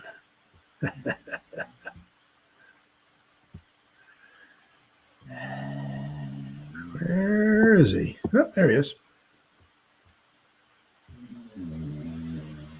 All right, well, the Giants, they got a decision coming up, right? They got their Kayvon's 5th-year option coming up, and Kayvon's kind of going back and forth with Des Bryant there, right? And old Kayvon said they can all burn. He doesn't like the Eagles, neither do I. And he don't like the Cowboys, neither do I either. So the only reason why I like the Cowboys a little bit is because my son likes the Cowboys. I'm not sure why he likes the Cowboys, but so Cowboys. I'm not despised by the Cowboys quite as bad as I am with the Eagles. Absolutely can't stand the Eagles. But anyway, but Kayvon. Oh yeah. So Giants have no choice but to make this massive contract decision. So. Meaning, in other words, basically to pick up the Kayvon's 5th-year option. There are expected to be many changes to the Giants squad once the new league year hits this spring, even though the obvious one is at the quarterback position. As they're slated to pick 3rd overall in the upcoming NFL draft, New York also has another decision to make with one of their former first-round selections. Pass rusher Kayvon DeVito, who the Giants drafted with the 5th overall pick back in 2022, is scheduled to have his 5th-year player option picked up or declined this offseason. Despite not setting the league on fire during his rookie season, as Kayvon only compiled 4 sacks, he has improved each year. After Big Blue's disastrous 2024 season, this should be a no-brainer if the Giants want to return to relevance in the ultra-competitive NFC East. Should the Giants pick up Kayvon's 5th-year option? That aforementioned 4-sack rookie campaign in 2022, DeVito turned things around in a major way during the 2023 season, racking up 11.5 sacks. Even though he had just 5.5 sacks the following season, in 2024, the former Oregon Duck missed over a month due to a wrist injury he suffered in October. So you figure, he might have maybe another 2 sacks, maybe. So he would have had 7 sacks, somewhere around there. Would you like more than that? Yeah, but once again, it could have been worse. But injuries have certainly been an issue for Kayvon. He also missed the first 2 games of the 2022 season after suffering a sprained MCL in preseason. Well, that was that. That's because the dude came in and just took his knee out. You know what I mean? So, and apparently that was a legal block. Then we go in and take a guy's knee out. Yeah, that's legal. Yeah. Tell you what, if they did that against Patrick Mahomes, the guy would be kicked out of the league, fined $700 trillion. And not only that, that was the Bengals. The Bengals would have been kicked out of the league as well, too. If a player went in there and took out Patrick Mahomes' knee, like they did with Kayvon, oh yeah. And the Chiefs would have been awarded the next 312 Super Bowls, too. But when he's healthy, he's exactly the kind of pass rusher the Giants front needs. In just 3 seasons in the NFL, the 24-year-old has proven he can pressure quarterbacks and disrupt opposing offensive lines while also emerging as a leader on defense. Kayvon's presence alongside Brian Burns and Dexter Lawrence gives the Giants one of the best defensive lines in football. Despite a record-setting 14 losses in 2024, the Giants' defense started the year strong, allowing fewer than 21 points in each of the first 6 games. Very impressive. Sure, you can't give all the credit to Kayvon and the defensive line, but they were certainly a factor. Picking up Kayvon's 5th-year option should be a no-brainer for Joe Schoen and the Giants front office. Injuries have been a concern, but they drafted him 5th overall for a reason. Pick up the option, keep him healthy, and expect another strong season from Kayvon in 2025. Absolutely. Absolutely. Now, Kayvon on the Cowboys in the NFC East, he said they can all burn. Gotta love that attitude. Apparently, I guess Saquon last year didn't have the same attitude toward the rest of the NFC East. Retired New York Giants defensive end Justin Tuck and running back Brandon Jacobs hated the Cowboys during their playing days, and that disdain remains in retirement. There's never been any love lost between the two franchises, but with the Giants a shell of their former selves, they've been forced to suffer in silence over the past decade.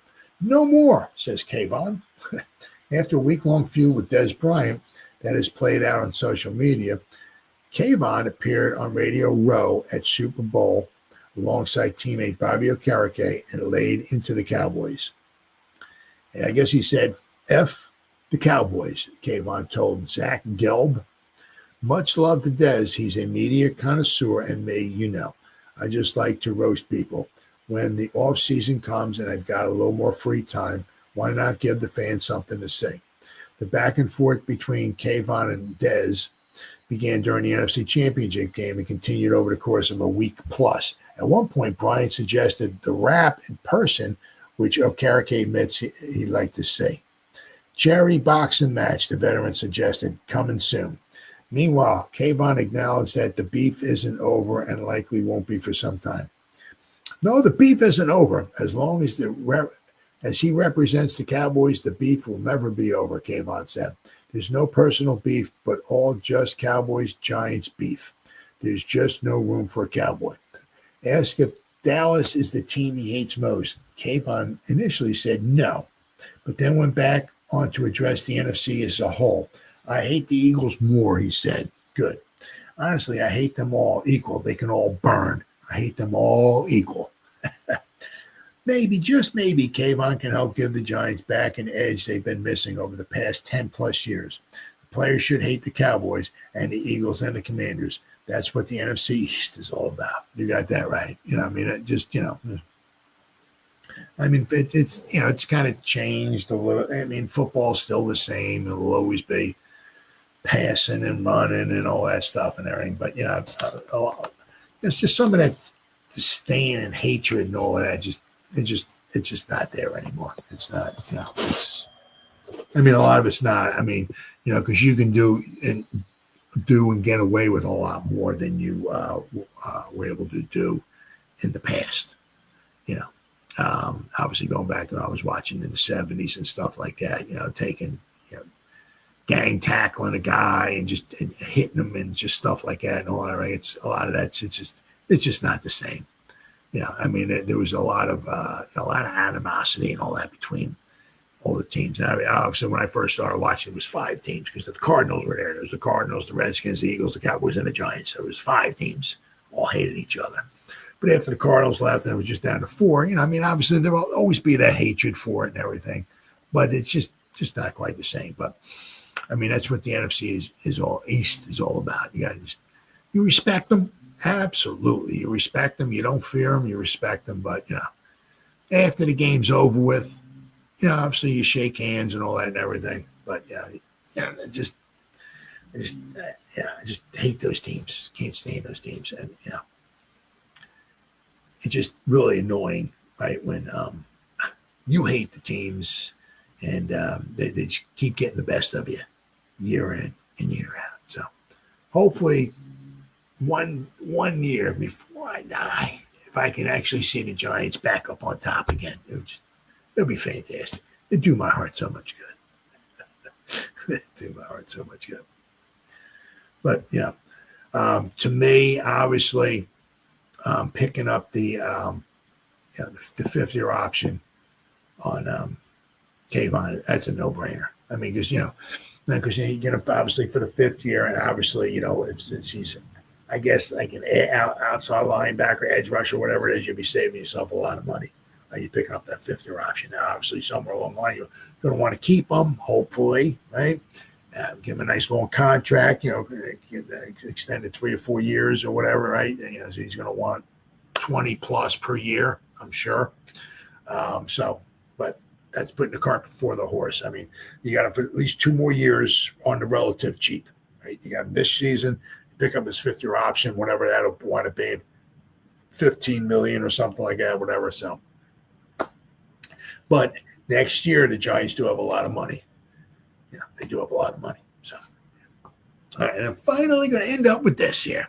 Little question here for you. And it's not, what do the Giants and Vince Lombardi have in common?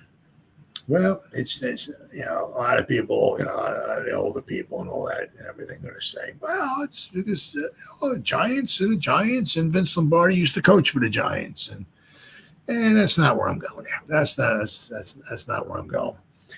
Now, the one thing you can say is that with Vince Lombardi, obviously you can put him up there at number 1 if you want, wherever you want to put him at, as far as coaching of all time.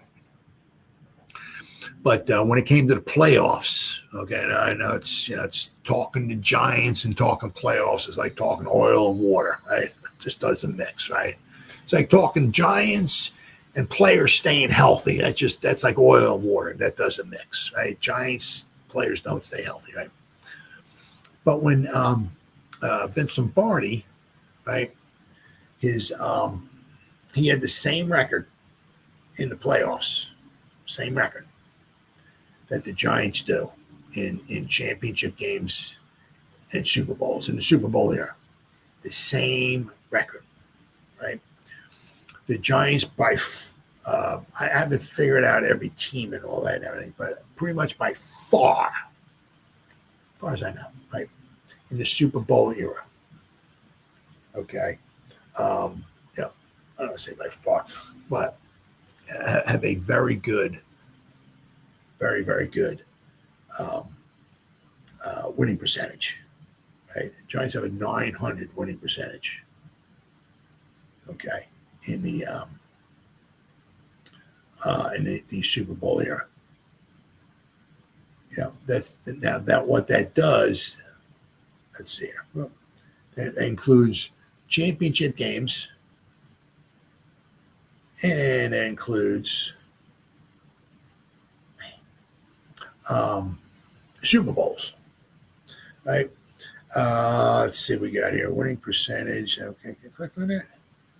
Okay, now, winning percentage. Now, the Chiefs are 4-2. Now, I don't know if they'll either be 5-2. I don't know. But the Chiefs have lost, okay, 2 Super Bowls, right? They're 4-2. Giants are 4-1, right? Now, the Chiefs might be like the only maybe, kind of, possibly, because only because of the last bunch of the streak that they've been on, of late here. Because they keep going to. They've only lost. Let's see what they lost. What they lost the Chiefs. That's a 1, 2. I don't even know, but they. So actually, I guess they're probably pretty bad. I guess the Chiefs. The Chiefs have lost how many?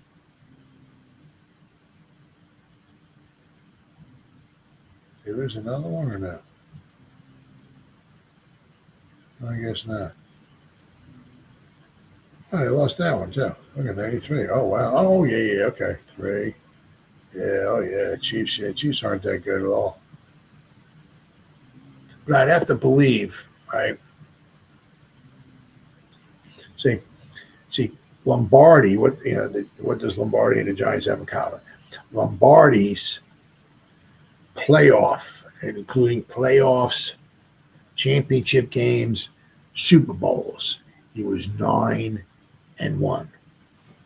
So, in the Super Bowl era, the New York Giants in championship games and Super Bowls are 9-1. Lombardi winning percentage in the playoffs, championship games, Super Bowls was 901. His only loss was the first one ever, the 1960 NFL championship game. They lost 17-13 to the Eagles.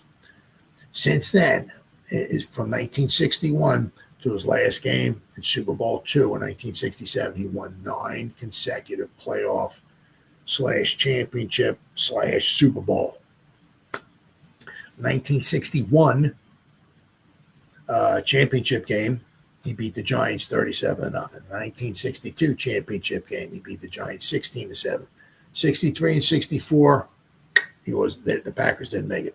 65, they won a playoff game, an overtime playoff game against the Colts 13-10.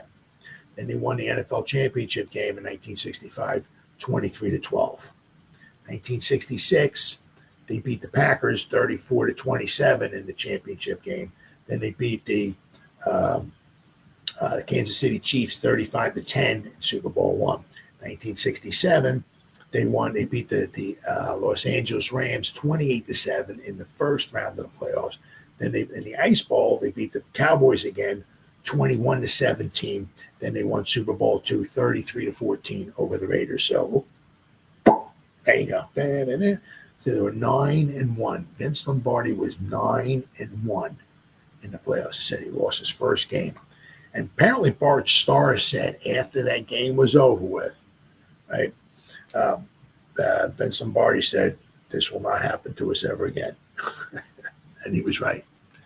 Every time they got to the playoffs, he said they did not lose. So the Packers were 9-1 with Vince Lombardi as their coach. Right. The Giants are the same way. Not back then, but I'm talking Super Bowl era. Right. Giants have gone to 5 championship games, won them all. They've gone to 5 Super Bowls. They won 4 of them. Of course, we lost the 1.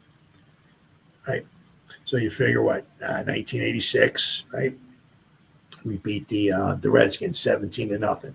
Then 39-20, we beat the Broncos, right?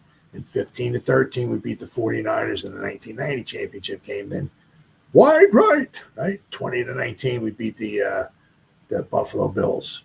In 2000, 41-0, we beat the Vikings in the championship game, right? Then we 23-20, 2007, we beat the Packers, right? 17-14, right? We beat the Patriots, right? In the Super Bowl. Then we was it 20-17 or 23-20, wherever we beat the 49ers in the 2011 championship game. Then 21-17, we beat the Patriots in Super Bowl 46. The only loss we had was in the Super Bowl, the 2000 Super Bowl. We lost 34-7 to the Ravens. So the Giants are 9-1, right, in the Super Bowl year. So, you can look at it, this, that, and the other thing, and all that stuff, and be all pissed off. But I'll tell you about, when the Giants get to the big game, right, any championships and Super Bowls, by far, they're the best, by far. Winning percentage, not of wins or whatever like that, but winning percentage. Now you can, I'm not going to show you, but see, you got the Super Bowl. I mean, the Buccaneers are 2-0. Okay, in Super Bowls. But the Buccaneers have also lost some championship games. Like I know they lost the 79 championship game. They lost 9-0 to the Rams. Let's see how many. I don't know how many other games. They also won 2 championship games to get to the Super Bowls, but then they lost in 1999, 11-6. Had a great defense. That's 2 losses. They didn't lose in it. They didn't lose any in the. Let's see here. Okay. So the Buccaneers. Yeah, I mean the Buccaneers have only been. Yeah. So I mean the Buccaneers are 2-0 in the Super Bowl, right? So they're 2-0. They're actually in the championship games. They're 2-2. So the Buccaneers are 4-2. So they're 667. The Giants are 900. The Baltimore Ravens, they're 2-0, right? That means they've also won 2 championship games, but they've lost quite a few championship games as well. So their winning percentage is not that good.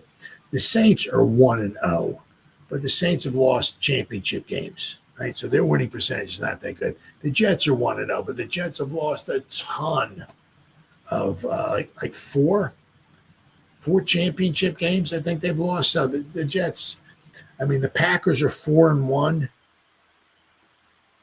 Right? Looks like 4-1 in the Super Bowl, but they've lost a ton of championship games. The Steelers are 6-2, but the Steelers have lost championship games. The Chiefs are 4-2, but the Chiefs have lost 4-2, but the Chiefs have lost like two other championship games. So the Chiefs their winning percentage is not good. The 49ers are 5-3. The Cowboys are 5-3. So I mean, nobody is anywhere near as close to the Giants in when it comes up big in the big game, right? Then it's just in the Super Bowl era. Not talking about the championship era. I'm not talking about from 1933 to 65 because the Giants lost a lot of the Giants' winning percentage in those championship games from 33 to 65 was very bad. I'm saying once the Super Bowl era started from 1966 to right now, the Giants have been in 5 championship games and obviously 5 Super Bowls, right? Well, 5 championships. We won all 5 of them, which means we went to 5 Super Bowls. And those 10 games, the 5 championship games and the 5 Super Bowls, the Giants are 9-1, a 900 winning percentage, by far the best of any team in the NFL in the Super Bowl era. If you combine championship games and Super Bowl, I'm saying the best winning percentage by far. The Giants have the best winning percentage on championship games and Super Bowl. I said not only that, not only the Giants are 9-1, but I said, what my little question was, shall we say, right? Was or what did the Giants and Vince Lombardi have in common? Vince Lombardi, his winning percentage in the playoffs, right, was 900 as well. He lost his first championship game ever, 1960 championship game. He lost 17-13. Then he played in 9 playoff games / championship / Super Bowls from 1961 to 67. He played in 9 playoff games. He won them all. So Vince Lombardi's playoff record, right, when he was with the Packers from 59 to 67, his playoff record was 9-1, 900 winning percentage. The New York Giants in the Super Bowl era, just championship games and Super Bowls, the Giants are 9-1. Giants have a 900 winning percentage, as I said, by far the best of any team in the NFL. All right, guys, it's been 1 hour and 58 minutes, almost 2 hours. Me just shoot my mouth off. Whoever spent any time listening to me live, thank you. Or if anybody's going to spend any time watching the replays, once again, thank you so much from the bottom of my heart. It means the world to me. As always, you guys stay safe out there and go Giants! Woo! Man, that was horrible. Woo! Oh, yeah.